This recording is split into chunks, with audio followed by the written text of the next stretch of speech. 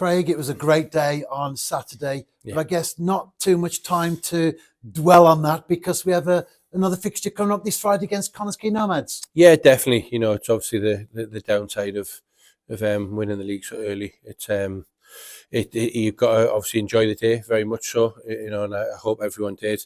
There's a lot of friends and family here as well to share the moment with the team and the club and the players. So it was really nice from a family point of view. Really nice.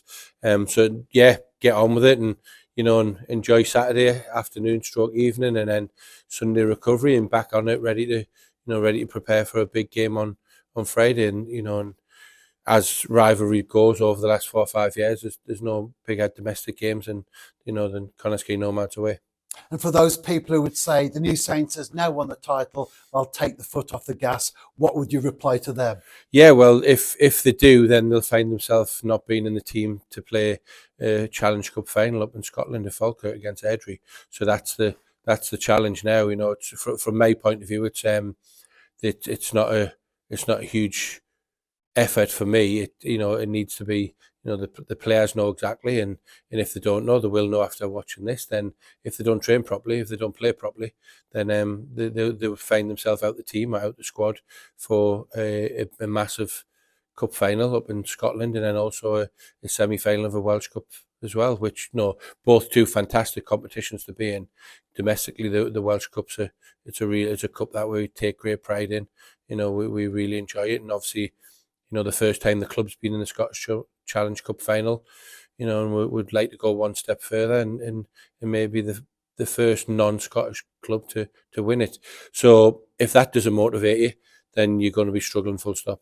And we do have a very healthy 20-point lead at the top of the table. Yeah. But Connah's Quay in second place, they also have an enjoyable lead for them of 10 over Bala in third. Yeah. You've been involved with the Nomads, of course, prior to coming back to the New Saints. Yeah. Does their success surprise you in any way? No, not at all. You've got it's a very good football club, very well run football club.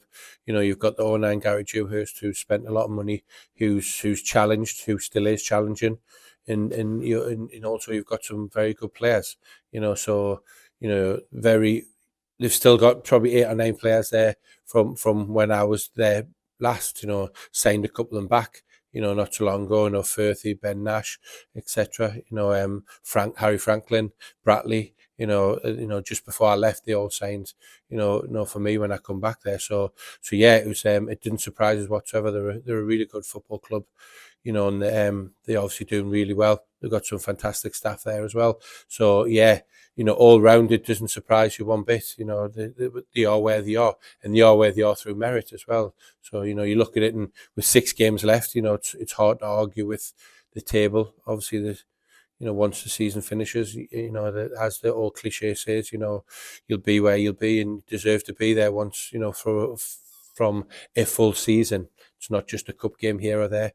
But you put a bit of you put a run together, and you have some you'd have some more so hit the ground running with a lot of results, and then you get where you deserve, and that's how the team and the table look at this moment in time. And with the SPFL Trust Trophy final still to come, and of course the Welsh Cup games as well, will that have any bearing at all on the selection process for Friday's game? No, not at all. Not at all.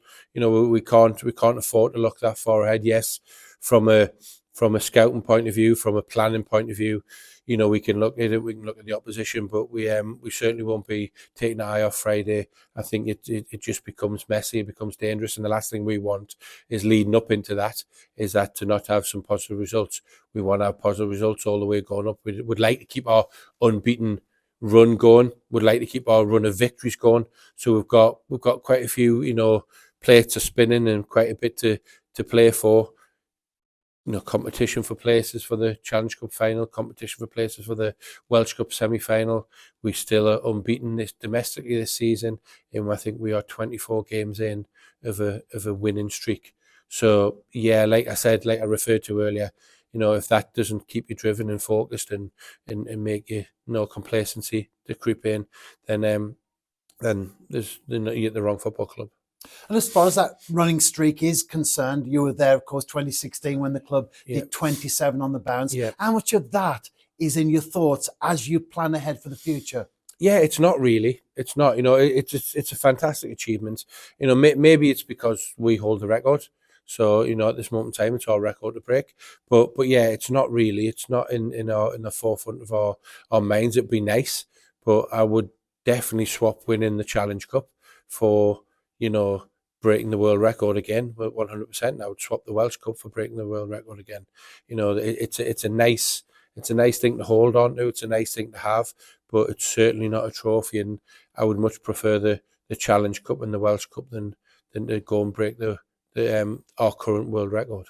We've played Connah's Quay Nomads 3 times this season. Yeah. We've won all 3 of them: 2-1, 4-0, 6-2 Yeah. in 2 different competitions. Yeah. Plenty of positives there for the new Saints, but also plenty of incentive for the Nomads to get their act together, as it were, and then maybe defeat the new Saints for the first time this season. Yeah, without a doubt. Like I said, I know that group of players well. I know the staff there well as well. I know the football club well. So it's a football club that'll be desperate in wanting to beat us. They'll be wanting to take that unbeaten run away from it without a shadow of a doubt. And it's built on a competitive edge. So yeah, we cannot take things lightly. We've got to go there, and we've got to make sure that we're fully on it. We're focused, we're ready, we're prepared properly, which we will do. We've had the opportunity to see them a couple of times live, see the stuff on Y Scout. They know us, we know them.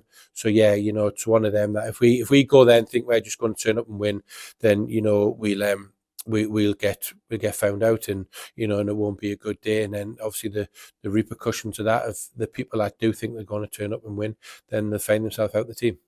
As you've often said, Craig, the most difficult part of the job is the selection, perhaps not who you pick sometimes, but who do you leave out? Yeah. Based on that, how difficult has it been to go with the starting 11 for Friday's game? Yeah, it has. It really has been. It always is. It's like I said, we talk about it a lot, don't we? And it is the hardest and the most unsatisfying part of the job. Straight away, it's fantastic winning.